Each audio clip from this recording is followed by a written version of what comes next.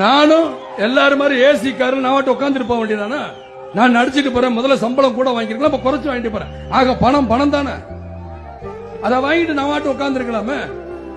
நான் இன்னைக்கு சென்னையில் அழகா எங்கேயோ ஒரு ஆட்டம் பாடிக்கிட்டு இருக்கலாம், பாட்டம் பாடிக்கிட்டு இருக்கலாம், சண்டை போட்டுக்கிட்டு இருக்கலாம், நடிச்சுக்கலாம். நடிக்கல, எனக்கு தேவையில்லை. நான் வரேன், ஏன் வரேன்?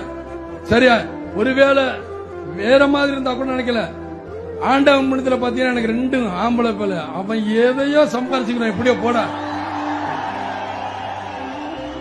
என்ன கேட்டாங்க, என்னப்பா நீ மாநாடு நடத்துறியே, உன்னை ஏதாவது பண்ணுவாங்களே அப்படின்னு. என்ன மிஞ்சி என்ன சார், வருமானத்துறையில தானே பயமுறுத்த முடியும், வேற எதுலையும் என்னை பயமுறுத்த முடியாது. அந்த வருமானத்திலேயே நான் வீடு வித்து தான் நான் இந்த மாநாடு நடத்துறேன் தவிர, மீதி நேரம் என்னை மிரட்டணும்னா நான் வேட்டியை மடிச்சு கட்டிக்கிட்டு இறங்குவேங்கிறது அவங்களுக்கு தெரியாது.